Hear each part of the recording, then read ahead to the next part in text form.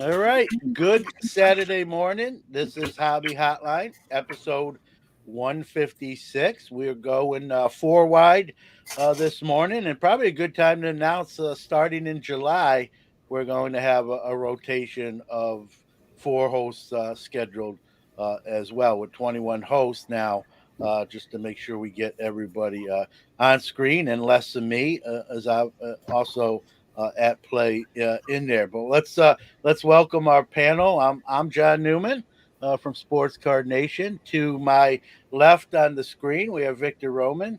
Good morning, Victor. Morning, Uh, Hobby Hotline. and then below me, we have Brad Bethune, Texas Card Dude. Howdy, y'all, from Denton, And Texas.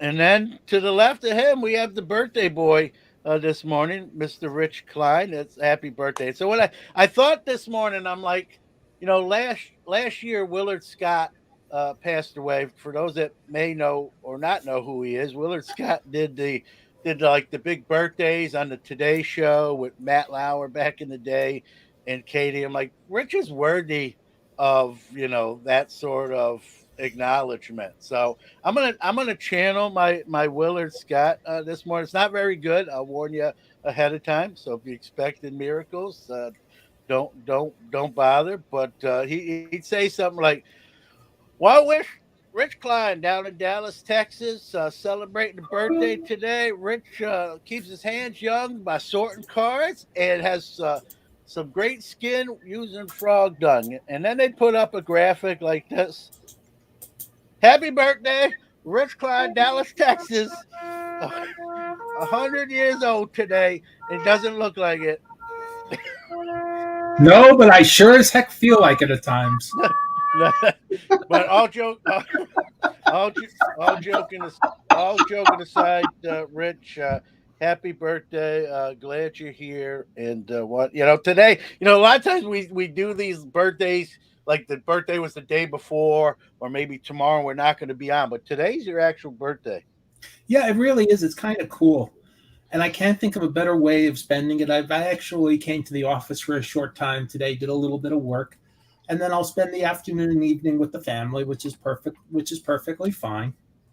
But they're all sleeping when I left, so there was no reason not not be. To me, getting up at 7 is late. To them, getting up at 7 is like 6 hours before they feel they should get up. So yeah. I have plenty of time in the morning for stuff like that. And happy birthday from your Texas Card Dude. Happy birthday, and all joking aside, thank you. Happy birthday. Happy yes, and I agree. Casey Kasem would be by the way, I did Sirius XM 70s on 7. There you go. To American Top 40. I was I gotta put in, this and up. then after I leave, I'll listen to some of it on my way. And hey, I'm the only person older than Casey Kasem right now. I did a lot of work on this graphic, so so that's like I'm putting that out on Twitter. I'm putting it out on Facebook. That's going everywhere. And you know, Rich, when we do that, it's because we love you. If we didn't care, I know. If we didn't care, I wouldn't spend any time doing graphics. I don't even do that for my wife. I just tell her happy birthday, give her a card. So I tell the story of a local card store. And we had on and off things over the years. And when he bought the local card store, the reason, and I knew we were going to be fine, is when he locked me out of the store one day. And I knew. We're way to do that at the Dallas Card Show, is lock you out. No, it wasn't him. It was a different story. Kyle would never lock me out. Kyle might do other things. But this was a different guy. But the minute he locked me out, I knew what was going on. And I started laughing. And then they came to the door and let me in. I knew we were fine from that point. So, as you get older, you realize sometimes people do things just for fun, not for things. However, there are certain things we'll also say for fun, like Victor, the 85 Topps Mark McGwire is his rookie card, not the 87. I don't know what planet you're on. 87. It's settled hobby law that the 85 McGwire is his rookie card. You do not need to reinvent the wheel at this point. 87. I'm an 85 guy. It's 85 Topps. It's a regular release. It's a regular 792 card set. I know he's in an Olympic uniform. I get all that. Correct. But It's his first card in a But regular. in that case, set. then Right here, Victor. 89 Right here. tops. Right here. Right here. Steve Avery showing him in his high school uniform should not be a rookie card either. Yep. Think about that for a second. When we have the 92 Bowman Mariano Rivera card in his street clothes, looking like he's 12 years old, we're calling that his rookie card. Yes. He's not wearing a Yankee uniform or a uniform of any sort. That was a base set. 92 Bowman dunking that baseball. Again, not wearing any uniforms. We call that a rookie card. It wasn't a subset. I don't understand why the 85 McGuire can't be the same, given the same respect as people like Cliff Floyd and Mariano Rivera and Steve Avery. Heck, I mean, he only is the single season home run leader. Whether or not you think there was a little bit of help from some roids, it's a different subject, but the numbers still say 70 homers. Okay, so this is how much fun I'm having. I completely forgot we were live, and I looked over and I saw there were actually comments. So yeah, this isn't like your own personal Zoom meeting where no one's watching. Yeah, a happy birthday from That 70s Card Show. I want to say good morning to Turkey Cards too, and welcome, and thanks for joining in. We got Safe at Home saying happy birthday. Appreciate that. Morning, Ed. As always, Rex, the kids, everybody. Just thank you for having us on, and good morning. And we are just going to have a blast. And again, from Rex, Hobby Love. Yep. Hobby Love. And what would be, a hobby hotline without, somebody keating somebody? And then you got, look at this, Ray from Philly making an appearance. Look at this. This will tell you how much you're loved, man. Happy 21st birthday from Jenny. If you multiply 21 by a few, you get to my birthday, Jenny. If you multiply 21 times 4 and then add take a left and a right and another left and two more rights. Morning, Lou Rock. A left to go to Albuquerque, isn't that right? Left to go to Albuquerque. Hey, that's a great Partridge Family song. The Partridge Family, the only people on the Partridge Family who actually played on the, were the two singers, David Cassidy, the lead singer, and his stepmom, Shirley Jones, and they were both very talented singers. And really, the people who played behind them were not the Partridge Family or the quote, the Partridge Family, but a group called the Wrecking Crew, which were a bunch of studio musicians from California. And the reason I'm saying all that is there's a really fun Partridge Family episode with one of my favorite Partridge Family songs, and to show you how old I am, called Point Me in the Direction of Albuquerque. So anytime B-Rad or whatever we're calling him now talks about Albuquerque, I just think that's funny. Don't be hating. You mean Danny Bonaducci wasn't really singing? That ruins the whole show. He wasn't playing it anyway, and little Tracy couldn't play the cymbals to save her life. There's just a good mark right there. So good morning, Victor. Now that we're 8 minutes in. Victor, you're probably thinking, what the heck did I get into this morning? And he's got right. As soon as this show's over, he's gonna go to Val. He's gonna go to Val and say, "Listen, I don't care what day you schedule me on, but not with these guys." But we're talking about being young or being old. Yeah. But since we're talking about being young and being old, we finally have a breaking news this week in being young with cards. That's and correct. What Topps with Fanatics has done about expanding the Bowman and the NIL and all that, and really, again, stealing a lot of thunder from our friends at Panini. And, we don't know what it's going to be, but it's going to be interesting. Yeah, go ahead, Victor. You lead off, but I'll back clean up. Okay, there you go. 15, 20 minutes later. So sounds good. Word in. Okay, I've been following this NIL thing closely since its inception, because I knew it was going to affect the hobby in one way or the other.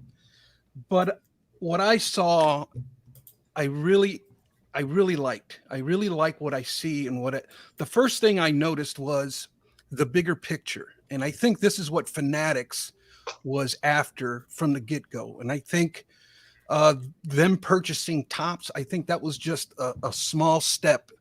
That was part of the equation, but it was small potatoes compared to the bigger picture. because I think the bigger picture was opening up this new network of product and sports trading cards through the collegiate universities. And I think when you start to see the bigger picture and how they did it, it's a genius concept of what they did. And they're giving all the athletes a fair chance. From the way I'm studying it is there's two types of contracts that these kids are going to have, and that's exclusive and non-exclusive. And so the non-exclusive athletes are going to get less pay, but they're going to be able to sign with other companies like Panini, Leaf, Upper Deck, what have you. But the exclusive contracts, those players are going to be, they're going to make more money, but they're going to be exclusive to Topps. So what a way to write up a contract that really benefits everyone, but at the same time gives Topps exclusive rights to the top athletes. And in that aspect, I think this is just a brilliant contractual move by Topps and Fanatics. As far as the hobby's concerned, I think there is a need for this type of product in the hobby. There is a sect of collectors that enjoy players in their college uniforms. Everybody, that's a subjective thing, whether you like it or not. But I do think it really opens up the door in the NFL and NBA for collectors who really like to prospect. And there is a niche in the hobby for prospecting, and this is really going to open up the door.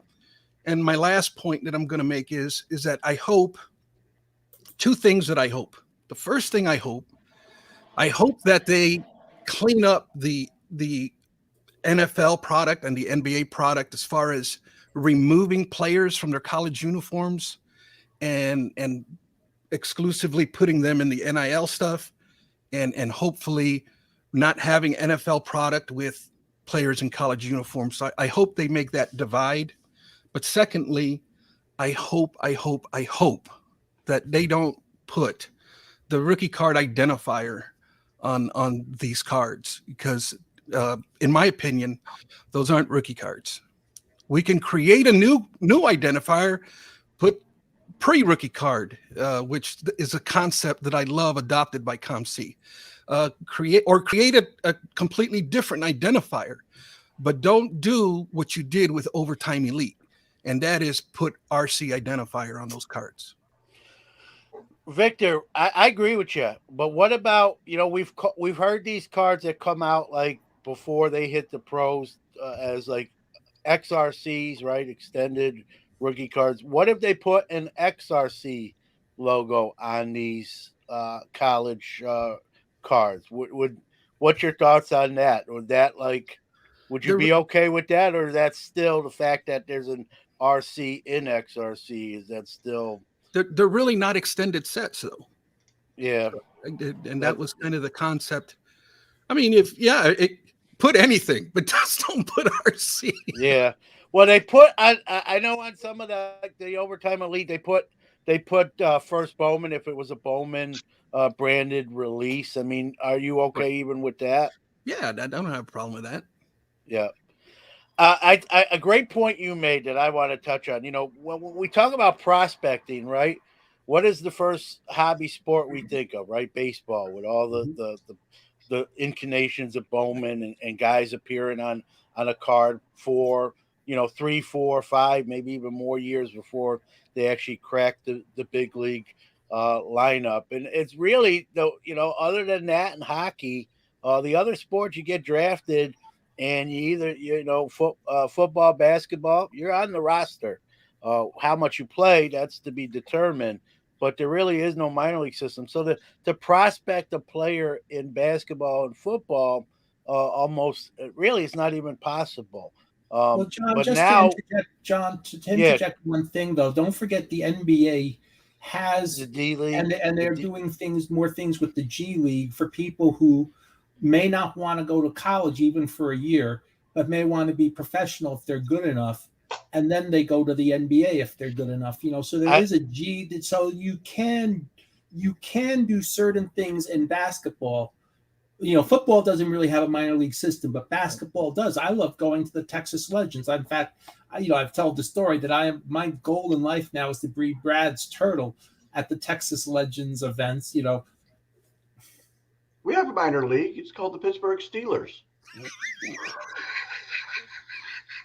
Well, I'd like to argue with you, but we're getting into that. I thought it was the territory, Dallas Cowboys. But that's a But different subject. even that, Rich, you're right, and I knew, I thought about that when I was saying that, but very few. Let's be honest, very few players are coming from these NBA developmental leagues and really, getting superstar status or all star. Right. No, they don't become. We don't know yet because it's a new rule, and we don't know how many people are going to take advantage of going to the G League versus going to a college for a year. Yeah, So the one guy that gonna... stands out is a gentleman, and he's actually didn't have a great year this year. He had a great year last year. That's Darius Baisley from Oklahoma City, who I know a little bit about because he committed to Syracuse and then uncommitted and went to the he didn't even go to any college. He went to the developmental league, and he 2 years ago had big big year with Oklahoma City. He still played well this year, but took a little bit of a step back. But not in the true sense like baseball. But now, like Richter was pointing out, Rich, is now you're getting these sets, maybe 2-3 years before these guys get drafted or play, and you can, someone can go buy 100-count lot of a basketball or football guy that far ahead. And it's going to be interesting to see how the it's Victor has an opinion, I have an opinion, they're along the same lines, you guys have an opinion, but at the end of the day it's going to be kind of that hobby consensus opinion, right? What does the hobby I think Rex, who's closer to actually what's going on with customers than the rest of us, because he sees them every day. Rex has some pretty good points. He's the one out there talking to the customers. Now, what if you put Victor? So I think we should pay attention to what he's saying. I love that. What if you had like a red shirt logo, like a red shirt football jersey with like better not be the red jersey they wear on Star Trek. Otherwise, you'll end up not living. Well, that's the whole other deal. But no, I mean, think about that. But how cool would that be to have like a red shirt with the RS logo instead of the rookie card? How cool would that be? There you go. That would be cool. I think what we're all saying is there's a ton of potential for these cards. And I think it's going to be really cool because Rex is correct. There are Notre Dame collectors who don't care, and I'm going to go way to the past. They would rather just have Paul Harning in a Notre Dame uniform than they would as a Green Bay Packer. I agree with even though that's a long time ago. And the current people want to see the current athletes in their current college. There's a big market. He's right. There's a big market for it. It's a different market. It may not even be a hobby-related market. In Texas, we get some of this with the college. We go to Oklahoma, one state up, where the biggest things in sports are the Oklahoma college and basketball teams. Oklahoma State and all that. And they're the biggest things in town.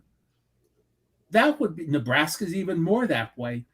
You give Nebraska related cards, that's a hit.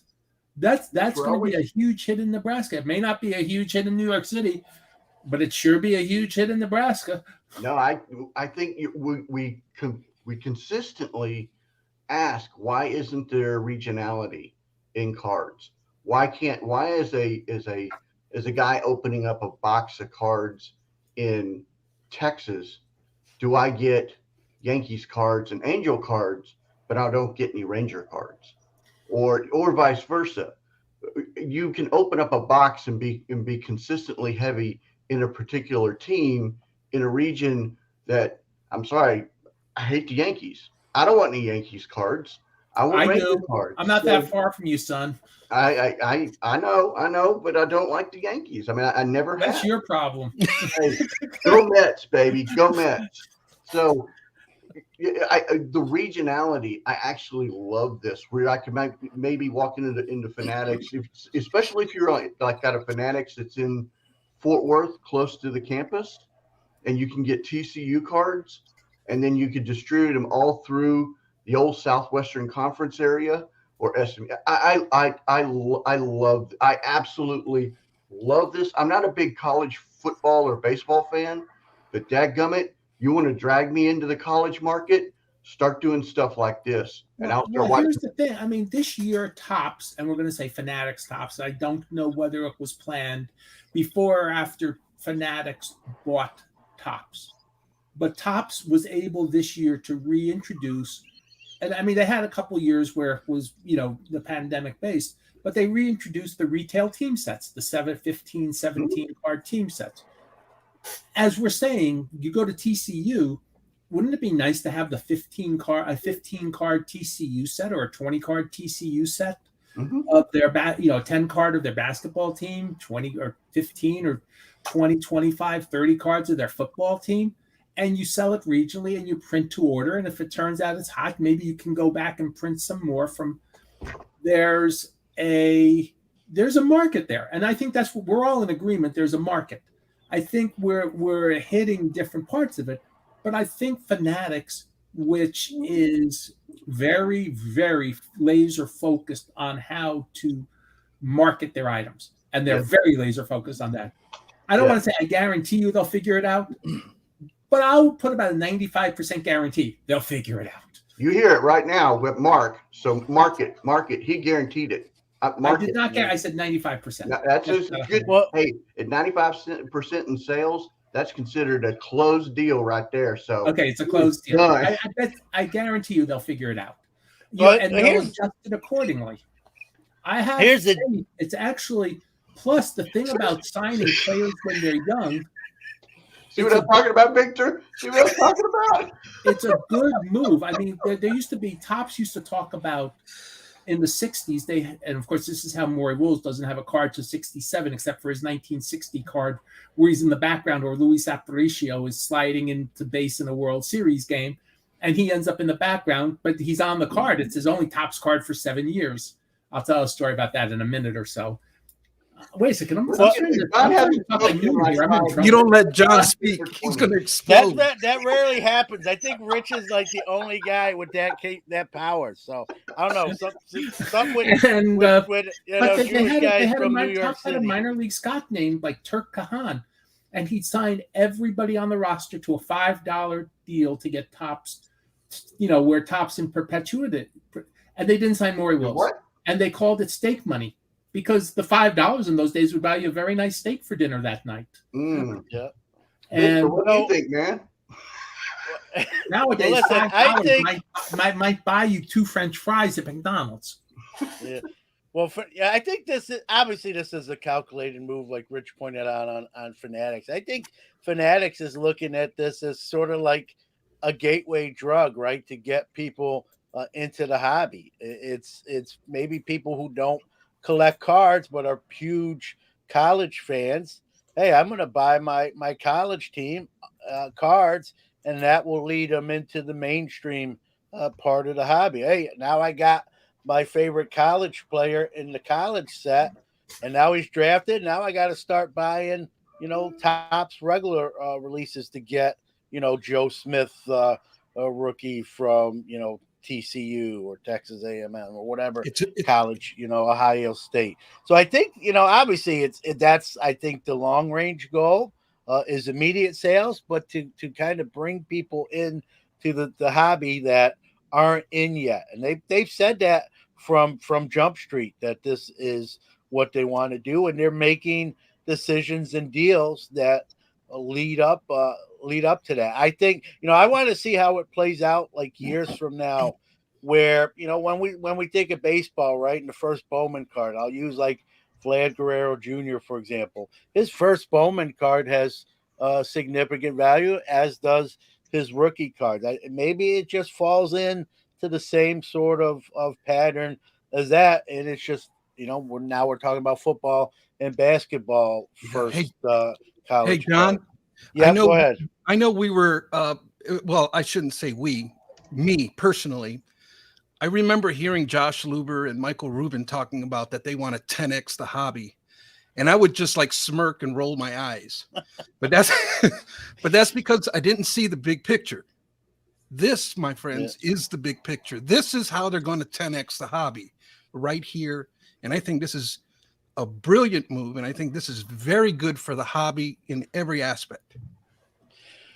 I mean that's an ambitious number. I'm not saying I don't know if I see them hitting that. I don't even if we know exactly what we're at right now to times by 10. Like how do they know they even hit that mark, hit that goal? But that's a the other thing he said he wants 10 times as many breakers as possible.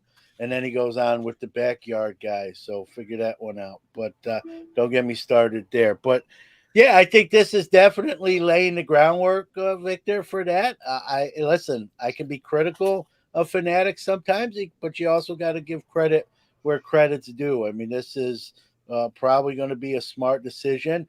It's going to be a product that sells. We've seen even some of these products before this, right? The Bowman University stuff has a market, and so I think it's going to be successful.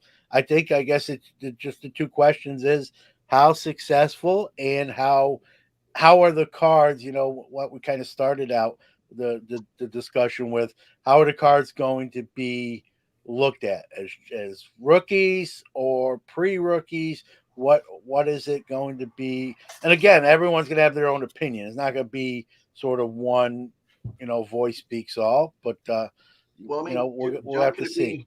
could it be similar to like the Tops Now program where they're putting in the college players before they hit the draft, or you're getting those moments.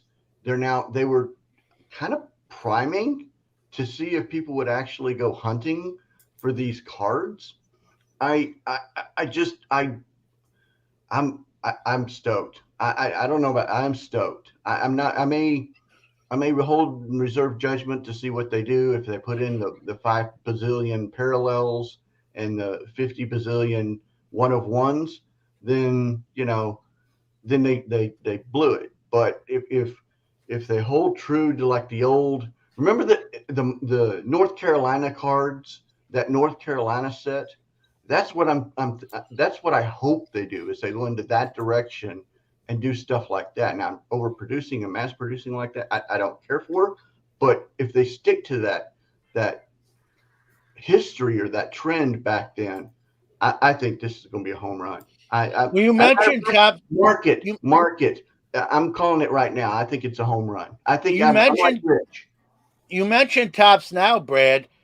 Here's a question: if they have this college athlete, whatever sport, under this contract, like Victor started off with, either probably under the exclusive, uh, can they make a Tops Now card before they hit the pro level? I mean, You that should opens be up. able to. If it's under contract, why not?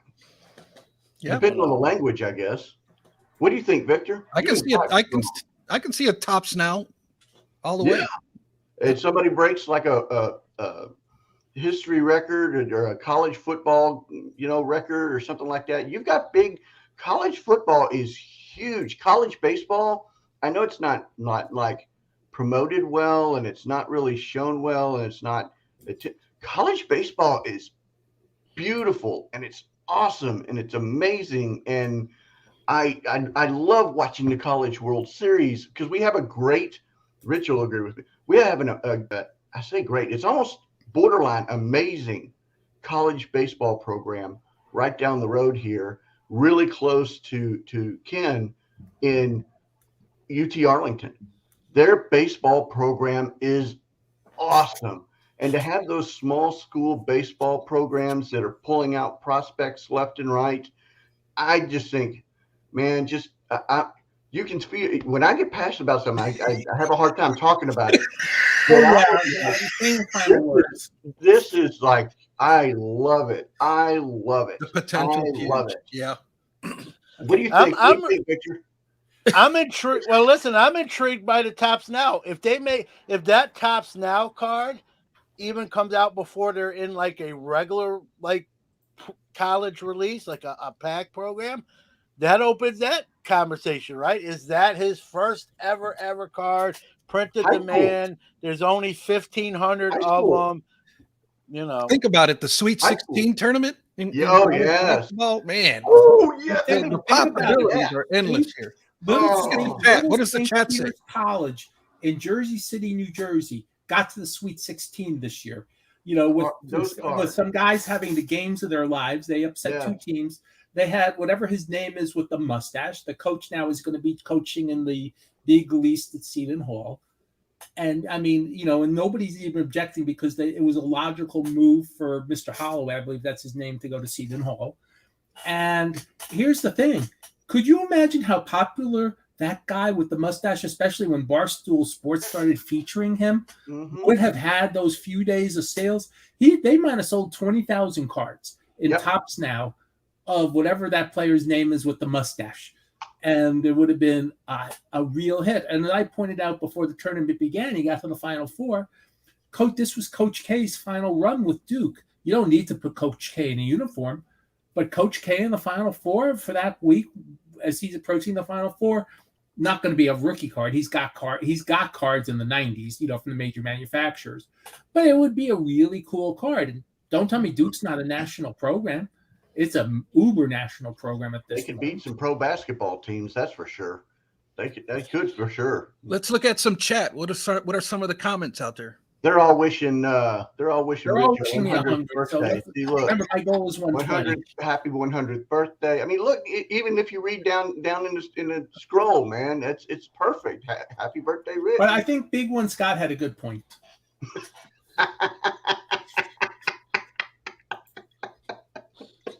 Yeah. They're just adding the trading cards there to it, Scott, I think. And that's, yeah. Yeah, I honestly, I love this. I wish I love. That's not me, okay, Rich. That is not me that keeps doing it. Do not blame me. Not me. Not me either. Hey, and I'm just speaking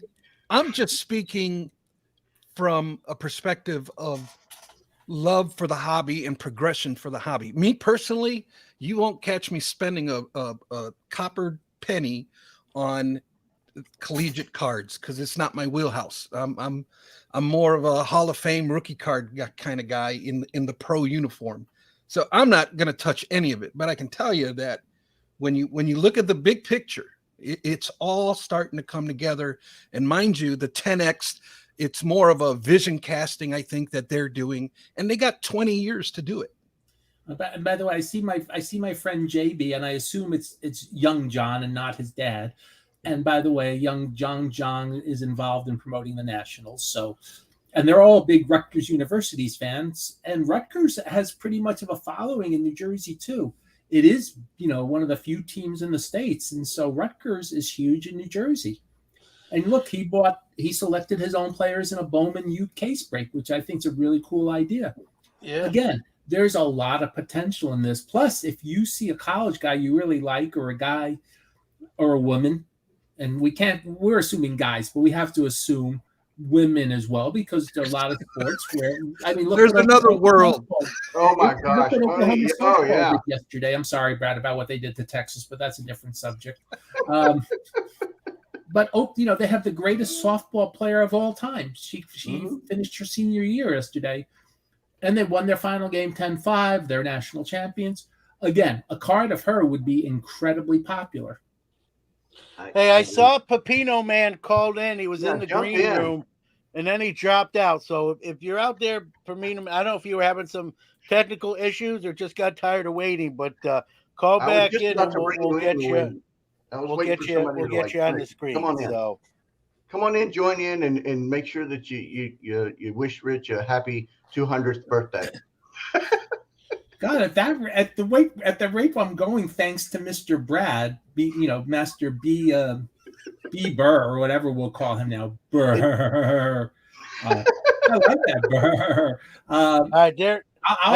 Let's bring him. Let's bring him on. What's up, Pepino Man? Oh, I don't hear you, Pepino. You're on mute. Get yourself off mute. There he is. I get a mean echo when I join you guys all the time. I don't know what's going on. What's up, big Good- dog? What are you up to? What are you up to, man? There you go, mute again. I don't know. Good. We got you. Yeah, You're live. I'm Let's trying go. to figure this out. I get a bad echo all the time. No, you're good. Come on. We You gotta don't hear close your nothing. You're window. good. Well, what's your thoughts? I know you didn't come on just to wish Rich a happy birthday, although that's very nice Yeah, of you. well,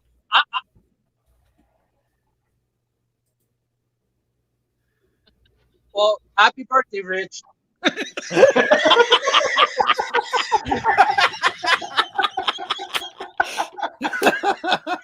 Anyways, I love it. so one of the things I wanted to say is say for college football, um, you know how the nail. I always think that this idea with fanatics and maybe doing the prospect and doing college cards, and everybody says regional would be great. But is this nail like one of the things that people are talking about, like say at USC, where all the great players seem to be gravitating towards the schools that can pay them? So they're saying in the future there might be just one D1 league that's a lot smaller with 12 teams, 20 teams, and the rest of the schools are going to be like D2 and D3. Like there's a lot of D1 schools that can fall out of that category because they're not going to have enough money to sustain competition. So is that going to limit, you know what I mean, the regionals where there's going to be a lot of great programs now that are not going to be, or medium tier programs that are not going to be that good anymore because they're going to lose all their all their great players, all the great prospects. They're people that are going to sign with them are going to go to the transfer portal, go to USC, go to all these schools that can pay them. So is that market going to shrink? I don't think so. I think what you're going to catch, and Rich, I can't believe I'm actually going to leave an opening for Rich to talk, but I'm going to.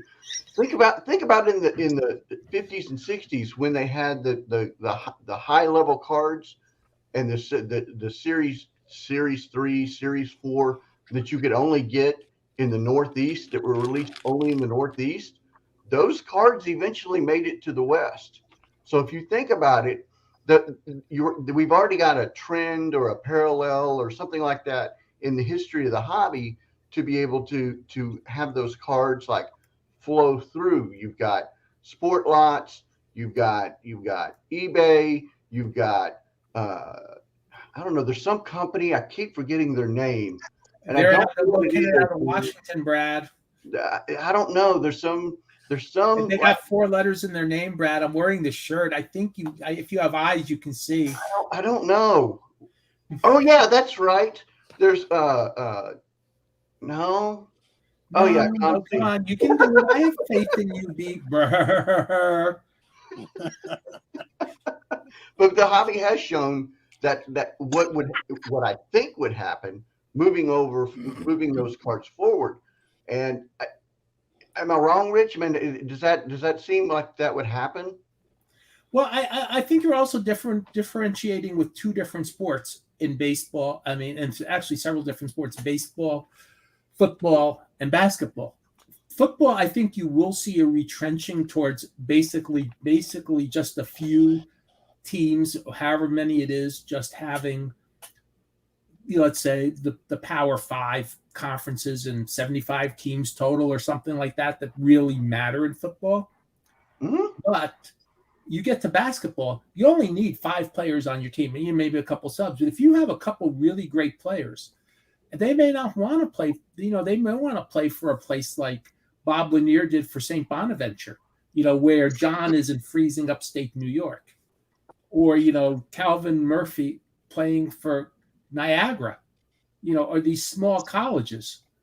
And they do really well there, and they're very happy there because all the publicity isn't on them.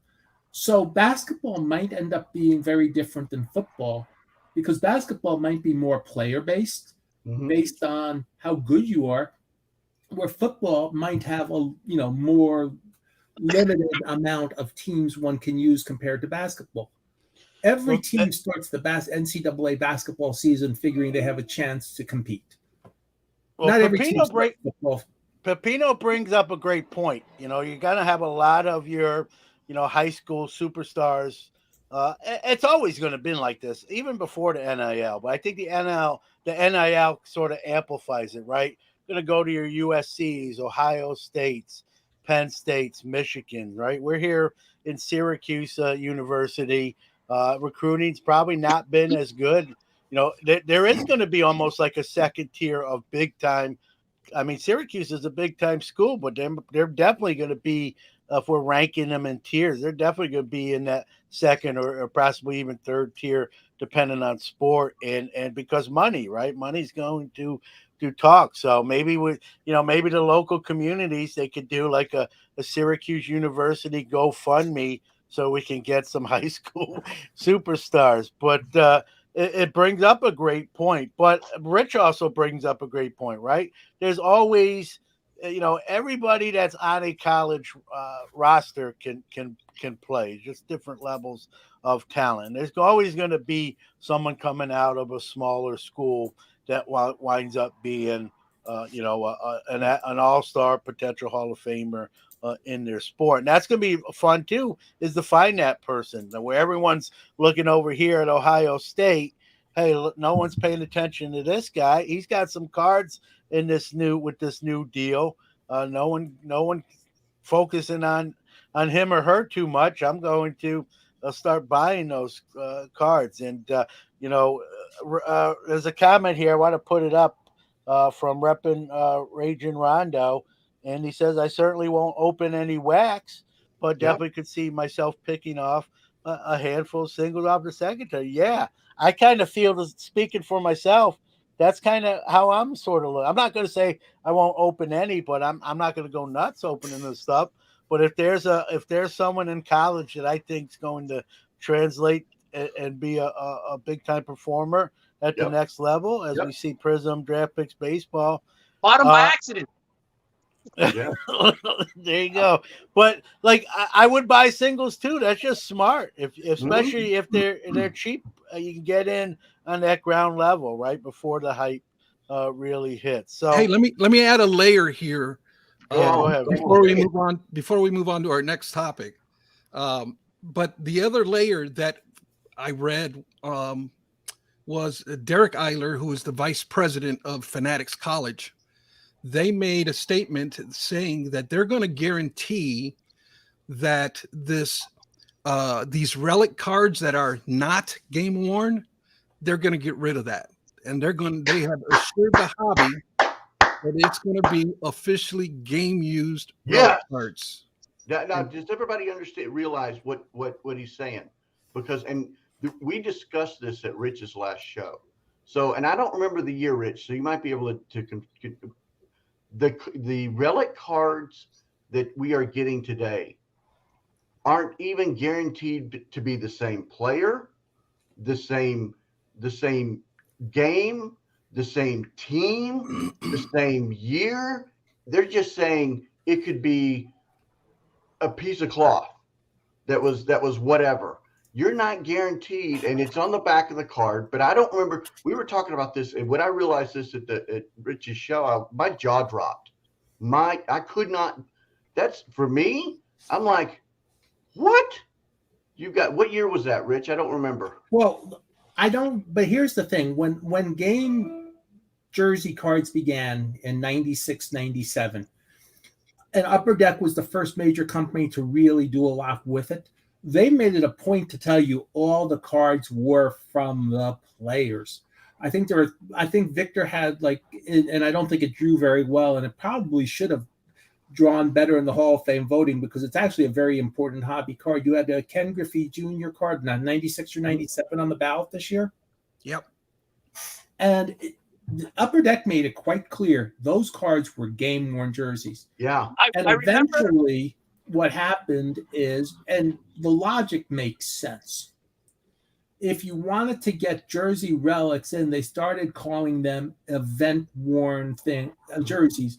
When they went to the NFL player shoot, you would have players put on sometimes 2, 3, 4 jerseys at the same time. And then that could be a player-worn jersey that you put on the card. It's still a relic. It's still worn by the player, but it wasn't game used. I think from what you're saying, is that it would be a nice step back to where we started with game worn jersey cards Yep. to have game worn jersey cards. And I But then- think that would be a real that would be a nice step to getting, I'm going to put the term in quotes, some value back to those cards. Yeah, and I think And they even need date to be them. not That would only even be an game- extra step. Yeah, they need to be game like leather and what is it? Leather and laces. They tell you what game it is. They tell you the player. They tell you. I think we need Pepino. Get your comment in, and then I'm gonna let you go. Well, so you I move on to the next one. remember being in a Facebook group, and this was a really long time ago. So I got to say, relics have at least gotten better as far as in patches. Because Mhm. I remember being in a Facebook group where we would always just show each other repost other cards, like say a player name letter, and say it's Kershaw, and it would be the letter L, or like says when is the letter L in Kershaw's name. Like there used to be some real bad Yeah. errors, and we would all share them if we saw them on Instagram or somewhere else. There was a Facebook group where we would all share them, and there was some really, really bad, like totally different team patch. You know what I mean? Like, so they've gotten a lot better though, actually. From back when they first started. All right. Well, I'm gonna let you go. We're gonna move on to the next topic. Really appreciate you calling in, man. Call in anytime. Much Oh, love. can to I you, ask man. one Much question love. before we let him Hey. go? I Hey. see all the albums behind you. I was Oh. going to say I wanted to know how bad his sets were, how far back his sets went. Well, he can type it in. He I can mean, if type he's it still in. watching, he can. Yeah, ask can your type- question. Okay, type in how far back your sets go. Well, I'm what just- the last closing thought I want to make on it, we're talking about jersey cards. I always wanted, Panini to put whether the fabric was from like Michael's Crafts or AC Moore. That way we knew which craft store it Yep. was from. All right, that bada boom. There we go. Good way to end that segment. But yeah, I mean, and Tops, Tops with their definitive and some of their higher end brands, they put the hologram. You could scan it; it would tell you exactly what game it was from. I had a Conforto, nice patch from a game where he hit a home run, went like 3 for 4 with a home run. I literally found the game on YouTube and watched the game. So there's the arm patch of the game that he wore it in, which was kind of cool to see that. So All right, let's there move on you to the go. next topic. All right, so Well, that's let's great. listen. Pino, man, Hey. that's great. I mean, completing 58 and 69, those are two really cool sets to have finished. Of course, I wanted to know if you've done the master sets of those years with all the variations. But even just completing the sets without variations is pretty cool in today's world. All right, so let's go on to the next one. Go ahead, John. Well, we're 44 days away today. Like Rich pointed out, we had John Brogy. I think he said Junior in It's the room actually today. John. It's not Junior. Okay. It's not All right. Junior. Well, the son of son. Mr. Broad, and so it's a good segue to talk. We're 44 days away, man. That's less than 2 months, and getting close now, and every day, obviously, closer. Brad, you're going to your first one. Rich is Yep. going to his 82nd. Victor, I gotta. Are you going this year? I'm assuming you are, but I Yes, don't sir. wanna I'll be assume. there. So all Sweet. 4 of us are going to be there. We're 44 days away. I've talked to you off the air, obviously, Brad, about the first one and kind of what to expect. It's going to be, whatever you think it is, it's going to be beyond that, especially the first time. But I've never been to a national in Atlantic City, so it's my first time in that capacity, not my first national. I mean, just thoughts, Rich. If you want to lead, I mean, you've probably been to the most. I'll back clean up, but I've been to the Atlantic City Nationals, but I'll back clean up. Well, I'm Well, just yeah, going to say Victor. the same thing I told Brad. I'm again. The stories are all the same, right? The people you get to hang out with. It's I've heard the event called a family reunion, hobby family reunion. I've coined it the Super Bowl of the hobby. It's that week you circle on your calendar every year, just like Super Bowl week. And it's just a great time. You anticipate it. It's probably the fastest week ever. It's like it's over, and then you start counting down the days to the next one starting with 365. The only thing after And last year, I will tell you, I was so zonked after last year's national. When my plane didn't make it back to Texas and I got stuck in Oklahoma City, I just said, you know what, I'm just, and then the planes were having issues. One of my friends offered to pick me up. And I said, no, I'll tell you what, it's just as easy if I sleep in a hotel in Oklahoma City as anywhere else. And I almost literally slept until I got home. Yeah, it is one of the most fun but exhausting experiences you'll ever have at a show. Yeah. No, you're right, Rich. And I'm with my new job as a teacher assistant. It'll be summer school, kind of low key. I'm glad, I'll be back to work on Monday. I took obviously that week off from summer school, but it'll be nice to have a job where I'm not going to be running around crazy. Because, like you said, I'll be probably a zombie. I'll warn my co-staff, like, hey, here's what. If you by the way, in all seriousness, John is not just a teacher's aide or a teacher's assistant. He's a special ed teacher's aide, if I remember correctly. I am. If you've never worked with SPED kids, it is not. And I say this because my wife Dina does that, and a couple of my aunts when I was growing up did that. Back in New Jersey, back before dirt was invented, because I'm that old. Well, 200 years is a long time, Yeah, it is a long time. And I think the country's almost there. Did you see Paul? I'm almost as old as the country. What can I tell you? And but doing the work John does, which he's obviously very good at, is something that we all, should thank him for, because these kids don't have the same advantages for the most part as we all have. And he's helping people who need help. So, all kidding aside, and all my teasing about his soliloquies and aside, and his operatic solos aside, John is doing a lot of good work doing that. Well, I appreciate that, Rich. And you know what? It's a two-way street, right? As much as I'm helping him, as you said. I've learned a lot from these young men and women as well.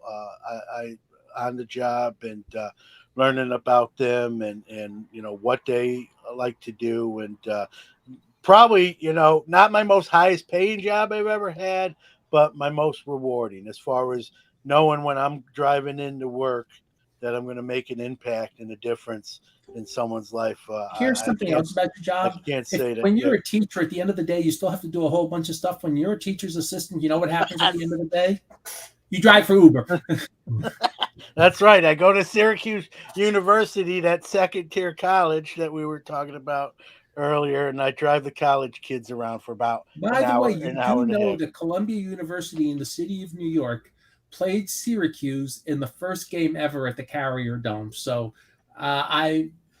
we almost beat you that game, by the way. Yeah, it's not the Carrier Dome no more, Rich. It's the I don't know. What's the corporate name now? JMA Wireless Dome. Fine, it's the Carrier Dome. Here's the funny story. When it was the Carrier Dome, it was hot as hell in there. There was no air conditioning. So the name of the dome, the naming rights is from an air conditioning company, and the building is a sauna. Now they got a JMA Wireless, which is a telecommunication and like Wi-Fi. There's air conditioning. The dome is now air conditioned, so it's nice. But is there Wi-Fi? But the Wi-Fi right now is not good. But they're working on it. So the Wi-Fi company can't even provide you Wi-Fi in their own stadium. Okay. Hey, I thought we were talking about the National. I know. I was just about to start doing stuff like this. I was just about to start doing stuff like this so that we could start talking about the National. Good grief. Well, Richard, that's what you do with the National. Very nice. See, we can just start doing this, and it just be you and me, and then we should actually start talking about the National. So, Victor, man, you going to the National?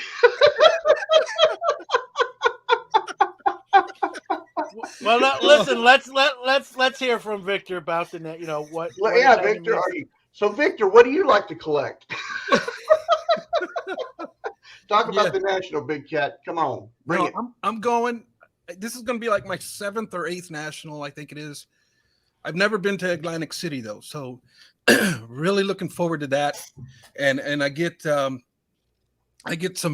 friends of mine, they'll chatting with some of my friends say, man, you want to be careful in Atlantic City. You know, you got to watch your back walking down the street.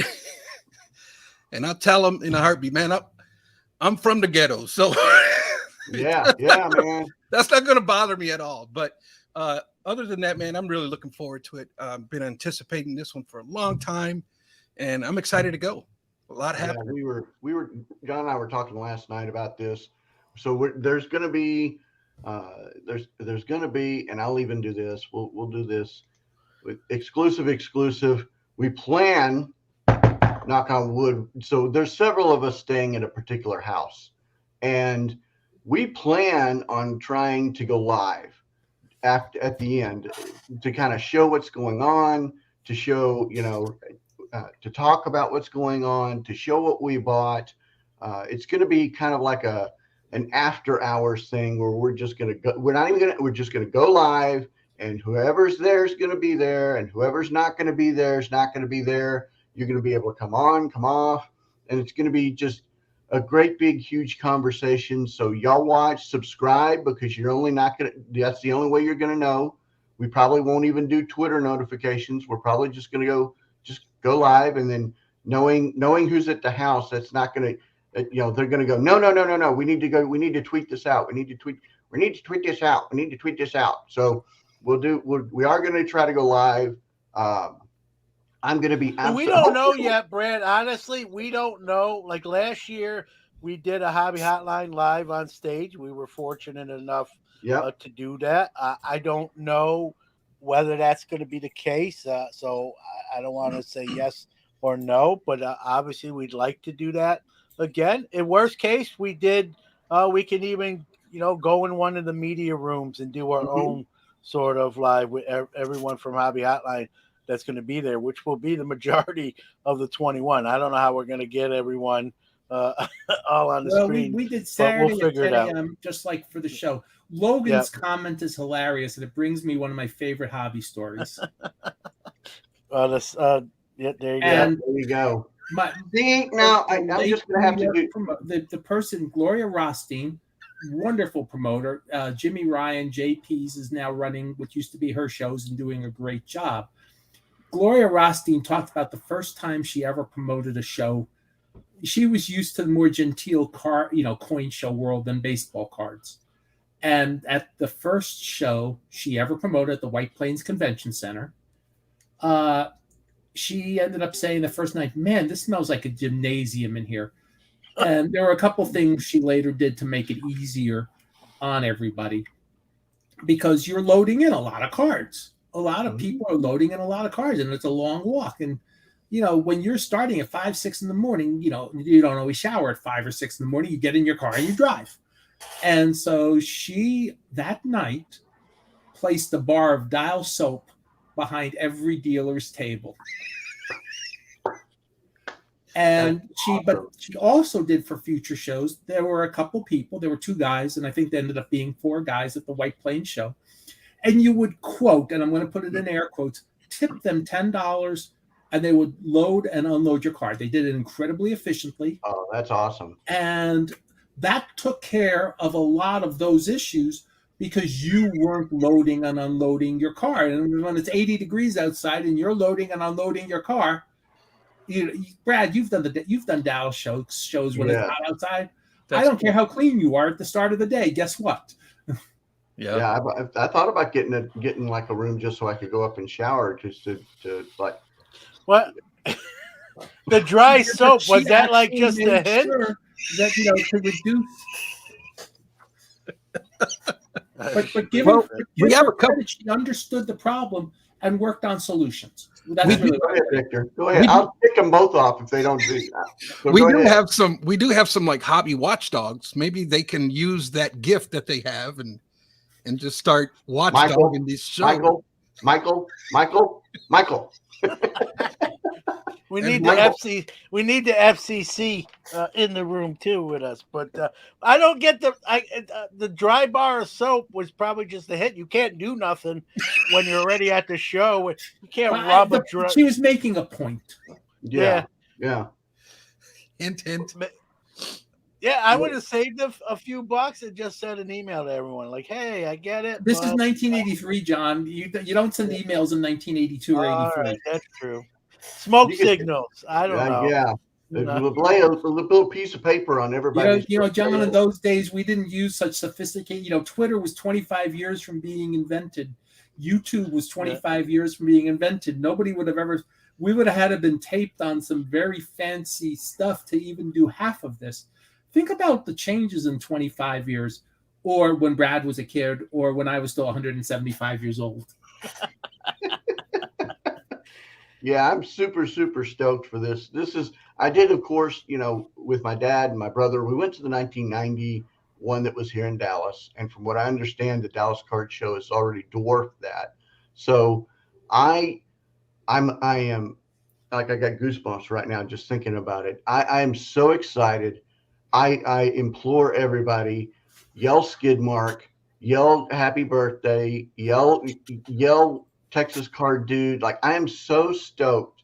Please come up, like, say howdy. And like, the people, John and I were talking about what cards I was going to buy,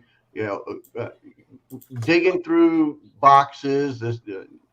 I'm like, you can tell I'm stoked. There's going to be lots of pictures with me and Brody. There's going to be a lot of pictures with me and Brody. Because for those of you who don't know, I am 5'2". Okay. And Brody is already like 6 foot. So you've got this 50-year-old man standing next to this 14-year-old kid that is just, it's going to be hilarious. Brody, listen, I'm not 5'2". Brody's taller than me. I remember when I first met Brody. 5'2". He's Brody the kid. Are you Brad the midget then? Yes, I am actually, and nobody say that. Yeah, it's all fun and games, guys. I am just super stoked to meet everybody, to walk around, to look at the cards. But then the after hours, the hanging out with everybody, maybe going to a casino and hanging out and doing some blackjack or some slot machines or craps or something like that for a couple hours, hanging out. I can't wait. I'm going to be walking around according to I'm not going to steal some. According to somebody, the one of the booths is going to be completely different than it was last year, and there's going to be a new booth that we're all going to look at, that we're going to go, holy crap, this is awesome. I'm not going to steal any thunder because I want it to be a surprise, but it's going to have some cool new stuff for the hobby. There's just the presence, the ability to aggravate Sue's live, the ability to But just, careful doing that live because she can hit you live. that's the whole Like point, man. It's one thing to do it like, on screen. It's one thing to do it on screen. Like, I'm trying to hit you and that doesn't hurt, but in person that would. So be careful. If I love you, Brad, but if this was like a pay-per-view where you could bet on the outcome, I would bet on Sue's personally. Yeah, I'm going to DraftKings, and I'm putting it on Sue's. But you know what I mean. I wouldn't mess with like Sue. the fact that, I mean, she's a 3-1 favorite. Rich is giving odds. I just said don't mess with Sue. Rich is actually laying odds down. She's from New York. I would not mess with her in any way. I'm just gonna give her a big old hug. That's probably more. You might still end up on the ground that way, son. I know, because I'm duly noted, and I'll be asking, can I have come on, hug it out? Come on. I don't know if she's a hug. I'd be careful there too. I don't think you might get rejected on the hug. Either. Oh, that's true. That's true. But y'all know what I mean about the people. I mean, the people and the cards and everything. Victor, what do you think? I like John's thing, man. Super Bowl. It's the Super Bowl of the hobby, man. Right there. That's to me. That's perfect. Yeah, go ahead.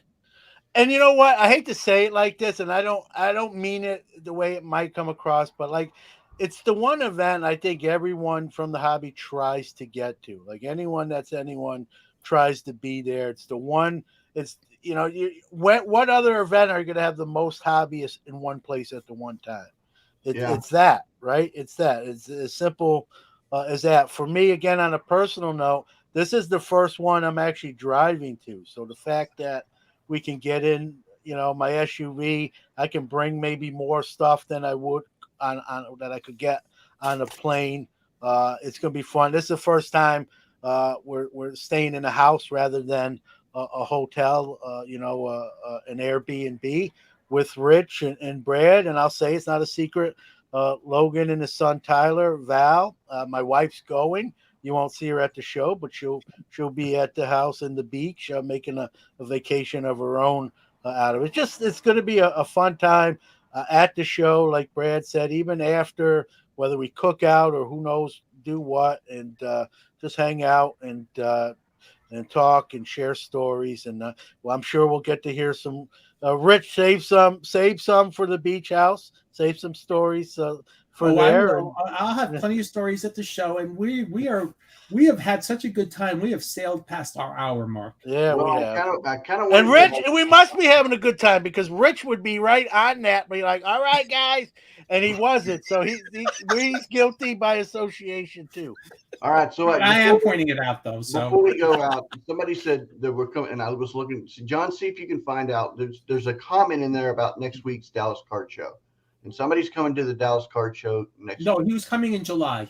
In July, okay. So next weekend, it's the smaller Dallas Car Show at the Esports Events Center, which used to be the Arlington Convention Center in Arlington, Texas, obviously.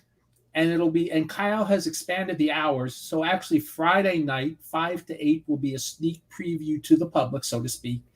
And then the hours will be Saturday 10 to 5 and Sunday 10 to 4. And I will be there at some point on Saturday. Well, the reason why I'm saying this is I will not be there on Saturday, and I'm going to give full disclosure. At the same time, it is the Fan Expo at the Kay Bailey Hutchinson Center in downtown. Are you dressing up in cosplay? I gotta get pictures of this. No, see, I'm actually going to be on a round table at the table. A round table. It's going to be, we're all going to get nights, and actually no, but I'm not going to be at the Dallas Card Show. I'll be at the Fan Expo. We're doing a live podcast with a couple of friends of mine, so I won't be at the Dallas Card Show. Did I hear you say friends? Yeah, I know. I paid. The check has cleared the mail. All right, good. But I will be there instead of, and I'm giving full disclosure because afterwards, whenever it gets released, I don't want everybody saying, "Hey, what's it? You didn't tell us this. You didn't tell us this." So that's all going down. So full disclosure. And then we had a passing a couple of years ago, and Adam West passed. I'm a huge Batman fan. This is my 30-second tribute to Adam West.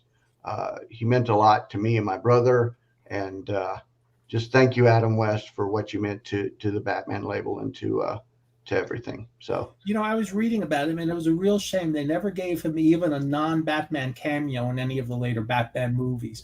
I think they really should have done that. Just a brief cameo thanking him for what he did for the Batman brand. Because I remember the Batman trading cards. That's right. One thing I've learned since I was at ComC, I always just thought they were American. There's the Tops, there's O.P.G., and there's A and BC printed in England. There are actually 3 different companies that made the same Batman cards in 1966. And obviously the O.P.G. and the British are a little tougher to find in this country than the Americans. So, I mean, and they also later did, actually, you could probably call them Adam West rookie cards. There are cards based on photos from the series. So Nice. there's probably some Adam West and Burt Ward and Julie Newmar and all those people rookie cards. Julie Newmar.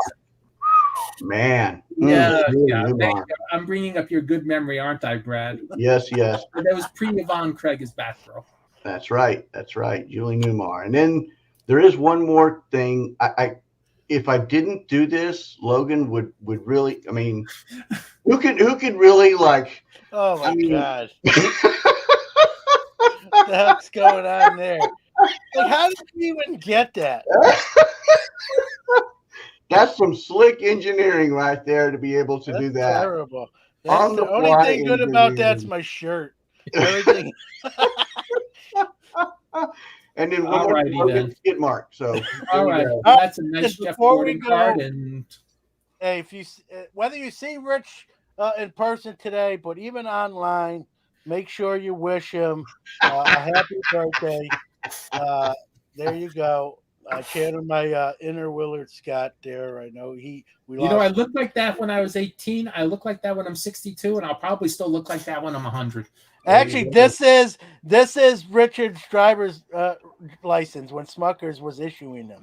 So, all right, all right. Victor, you got the last word. Go ahead and take us out. Yeah, just want to say thanks to all the hobby listeners, all the great comments out there. And in the spirit of Walter Cronkite, that's the way it is this June 11th, 2022. And we'll catch you on the next one. There you go. There you All go. right, Well, everyone. I will be Thank ready for that. And listen, he's getting a shirt that says "I was on with Brad, Rich, and John and survived." And survived. Exactly. And survived. Richard Yeah. gets.